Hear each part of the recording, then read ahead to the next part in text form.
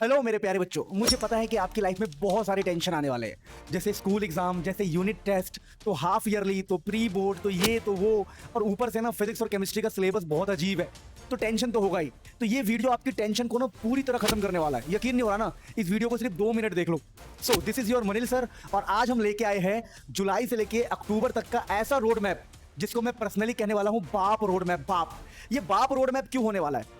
इस road map में ऐसा क्या है कि इसको मैं बाप रोड मैप बोल रहा हूं? क्योंकि देखो यहां पर ना आप 95% अपना सिलेबस बिना बर्निंग आउट कर सकते हो। बिना बर्निंग आउट मतलब बिना टेंशन के, बहुत स्मूथली। एंड बिलीव मी, आप 95 प्लस अभी भी ला सकते हो। बस इस रोड मैप को ना ब्रह्मास्त्र मान लो और कहीं पर लिख लो कि भाई ऐसा ही करना है। क्योंकि यहां पर आपको क्या मिल रहा है, पहले देखो। सबसे पहले हमारा जुलाई का टारगेट, हम जुलाई से स्टार्ट कर रहे हैं और हमारे पास जुलाई में 15 दिन है या 10 दिन होंगे मुश्किल से। अगर आप इस वीडियो को देख रहे हैं तो आपके पास मुश्किल से 10 दिन या 5 दिन होगा। तो आपके पास जितना भी दिन है, आपके पास जितना भी दिन, उसमें आपका इतना टारगेट कंप्लीट होना ही चाहिए। अगर आप इतना नहीं कर पाए तो यकीन मानो आपको बहुत तकलीफ और बहुत दर्द होने वाला है। और मुझे उम्मीद है कि आपने इसमें से कुछ ना कुछ कंप्लीट कर लिया होगा। कितना कंप्लीट कर लिया एक बार कमेंट में दिखाओ, मुझे बताओ, लिख के बताओ, फिर मुझे पता लगेगा कि भाई हमारे बच्चे कर क्या रहे हैं। और बहुत ईमानदारी से ऑनेस्टली लिखना और इस चैलेंज को एक्सेप्ट करो कि हाँ जी सर, हम इस रोड मैप को फॉलो करेंगे, और लिखना जरूर कि हाँ सर मैं एक्सेप्ट कर रहा हूं। तो चैलेंज क्या है कि अगर आप जुलाई के अंदर हो तो आपका टारगेट होना चाहिए 35 से 40% सिलेबस। जैसे कि फिजिक्स में कम से कम चैप्टर 1, चैप्टर 2, चैप्टर 3 होना चाहिए किसी भी हाल में। और केमिस्ट्री में आपका सॉल्यूशन, इलेक्ट्रोकेमिस्ट्री प्लस का एक और चैप्टर, चाहे वो केमिकल काइनेटिक्स का हो, चाहे वो ऑर्गेनिक केमिस्ट्री का हो, मतलब 3 चैप्टर आपके केमिस्ट्री के कंप्लीट होना चाहिए। तो ये तो हो गया आपका जुलाई का टारगेट। ये जो रोड मैप है ना, मैं आपको बताऊंगी कि मंथली कितना आपका होना चाहिए, जिससे आप अपने आप को ट्रैक कर पाओगे। और बहुत सारे टिप्स एंड ट्रिक भी दूंगा लास्ट में, बस वेट करते रहो। अब यहां पर समझना एक छोटी सी बात।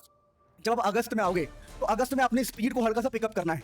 इसमें क्या है, आपको जुलाई खत्म हो गया, अब अगस्त में आ गए तो आपको मूविंग चार्जेस और मैग्नेटिज्म करना है, फिर magnetism and matter, electromagnetic induction और अल्टरनेटिंग करंट। यानी अगस्त के अंदर आपके ये 4 चैप्टर किसी भी हाल में कंप्लीट होने चाहिए। इवन मैं आपको बता दूं, अपने बैच में भी अगस्त में ये 4 चैप्टर कंप्लीट करवा रहे हैं। ठीक है ना? अगस्त तक हमारे ये 4 चैप्टर कंप्लीट होंगे हमारे स्पार्क बैच में। तो अगर कोई हमारे स्पार्क बैच का बच्चा है तो आप बेफिक्र रहो, इसी रोड मैप को हम अपने बैच में फॉलो करने वाले हैं।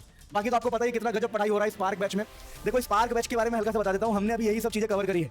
तो अगर आप एक नई शुरुआत करना चाहते हो तो तुरंत अभी बैच को ज्वाइन करो, क्योंकि हम इसमें अब ये स्टार्ट करने वाले हैं। तो एक फ्रेश स्टार्ट है, ये बिल्कुल अलग है, पिछले तीनों चैप्टर से जुड़ा हुआ नहीं है। चलो अब काम की बात पे आते हैं। और केमिस्ट्री में D and F block, coordination और हेलो अल्केन, हेलो अरेन, ये सब आपको मिनिमम करना ही करना है। तो अगस्त में अगर हम बात करें तो आपको इतना कम से कम कवर करना है किसी भी हाल में। अगर अगले रोड मैप की अगर हम बात करें तो हमारे सितंबर में, अब यहां पर आपको थोड़ा सा फास्ट चलना है। और थोड़ा सा फास्ट चलने के बाद आपको इलेक्ट्रोमैग्नेटिक इंडक्शन हो गया है हमारा, है ना? इधर देखो ध्यान से, यहां तक हमने क्या क्या कर लिया, इलेक्ट्रोमैग्नेटिक इंडक्शन, अल्टरनेटिंग करंट हमने कर लिया है। अब यहां पर क्या है, देखो ध्यान से, आप ये दोनों तो आप पहले ही कर चुके होंगे, ये दोनों आपका पहले ही हो चुका होगा। तो बस इसको आपको रिवाइज करना है बढ़िया से। सर क्यों रिवाइज करना है इसको बढ़िया से? इसलिए रिवाइज करना है दोस्तों, क्योंकि आपका जो इलेक्ट्रोमैग्नेटिक वेव है ना, इन दोनों से कहीं ना कहीं कनेक्टेड होगा। तो जब हम सितंबर में पहुंचेंगे तो अपने ये 2 चैप्टर हम रिवाइज करेंगे। और इस अगर पीछे हमारा कोई पोर्शन बच गया होगा, मान लो कि हमारा इलेक्ट्रोमैग्नेटिक इंडक्शन या अल्टरनेटिंग करंट का थोड़ा सा हिस्सा बच गया, हम किसी वजह से नहीं कर पाए, तो आप इसके अंदर भी इंक्लूड कर सकते हो सितंबर के महीने में। तो सितंबर के महीने में आपको कम से कम यहां तक पहुंच जाना है, रे ऑप्टिक्स तक सितंबर के महीने में पहुंच जाना है। दोनों मिक्स करके अपने हिसाब से कर सकते हो। फिर दोस्तों इसके बाद क्या करना है, आपके पास केमिस्ट्री के अंदर ये सारे टॉपिक्स कवर हो जाने चाहिए, जो कि सेम हम आपको स्पार्क बैच में करा देंगे, बेफिक्र रहो। अब अगर हम बात करें जो बच्चे हमारे अक्टूबर तक इस रोड मैप को फॉलो करेंगे, तो अक्टूबर के अंदर क्या करना है आपको, बचे हुए chapter wave optics, dual nature, atoms, nuclei, semiconductor easily cover कर सकते हो। ये बहुत छोटे चैप्टर है, स्मॉल चैप्टर है, तो आपको घबराने की जरूरत नहीं है कि भाई मेरा सिलेबस बहुत बच गया है, क्या मैं अक्टूबर तक ये सब कर पाऊंगा? बिल्कुल कर पाओगे। अब आपके एनसीईआरटी में केमिस्ट्री में जो बच जाए, वो बचे हुए चैप्टर आप यहां पे कर सकते हो। यानी कुल मिलाकर आपको इसी रोड मैप को फॉलो करना है, क्योंकि अगर आप अक्टूबर तक सिलेबस कर लेते हो, अगेन आई एम सेइंग, अगर आपका सिलेबस अक्टूबर तक हो जाता है ना, तो आपको 99, 98, 100 लाने से कोई रोक नहीं सकता। क्योंकि जब अक्टूबर तक आपका सिलेबस हो जाएगा तो आप प्री बोर्ड में बहुत तगड़ा परफॉर्म करोगे, आपका कॉन्फिडेंस अप हो जाएगा, आपको कोई रोक नहीं पाएगा। उसके बाद क्या करना है, फाइनल गाइडेंस मैं आपको बता रहा हूं। तो डोंट प्रैक्टिस रैंडम क्वेश्चन। कई बार होता है कि हमने यहां से पीडीएफ का जुगाड़ किया, यहां से पीडीएफ का जुगाड़ किया, इस यूट्यूब से पढ़ लिया, उस यूट्यूब से पढ़ लिया, कोई फायदा नहीं होगा। कभी भी रैंडम क्वेश्चंस नहीं करने हैं।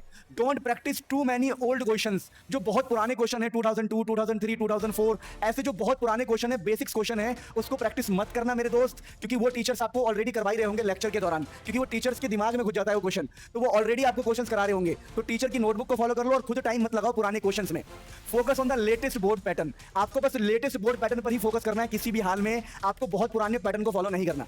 जो लेटेस्ट बोर्ड पैटर्न है उसमें क्या है, देखिए, कॉम्पिटेंसी बेस्ड क्वेश्चन भर रखा है, रियल लाइफ वाले क्वेश्चन भर रखा है, केस स्टडी वाले क्वेश्चन भर रखा है, एमसीक्यू, असर्शन, रीजन, ये सब कुछ भर रखा है।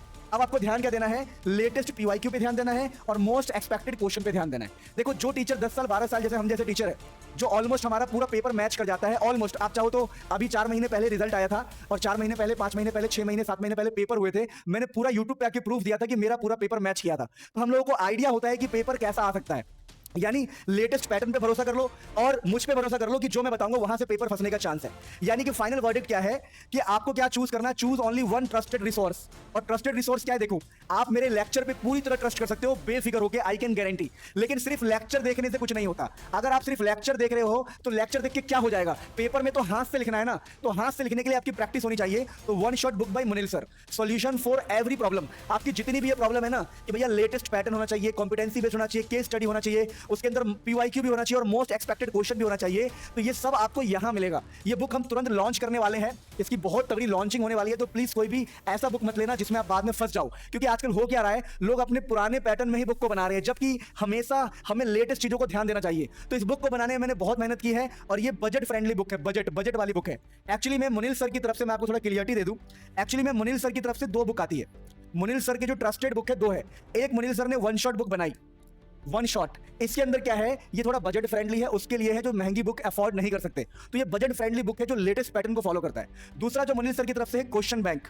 अब ये जो क्वेश्चन बैंक है ये थोड़ा हाई प्राइस के सेगमेंट में है, 500, 600, 700 रुपए का पड़ जाता है। और जिसके अंदर क्या है कि ये अल्टीमेट क्वेश्चन है, इसके अंदर बहुत सारे क्वेश्चन है, पुराने नए एवरीथिंग मिक्स, पूरा इसके अंदर मिक्स है। अगर आप एक ऐसे बच्चे हो जिसको बजट के कोई इशू नहीं है और ऐसे बच्चे हो जिसको बहुत सारा क्वेश्चन चाहिए प्रैक्टिस के लिए, बहुत उसके पास टाइम है, तो क्वेश्चन बैंक के साथ जा सकता है। एक ऐसा बच्चा जिसके पास बजट कम है और जिसको चाहिए कि भाई मुझे बस काम की चीजें मिले, मुझे ज्यादा पंगे नहीं पालना, तो उसके लिए हमने वन शॉट बनाया। मेन जिसको बजट कम है, मेन ये बुक उसके लिए जिसके पास बजट कम है, वन शॉट बुक।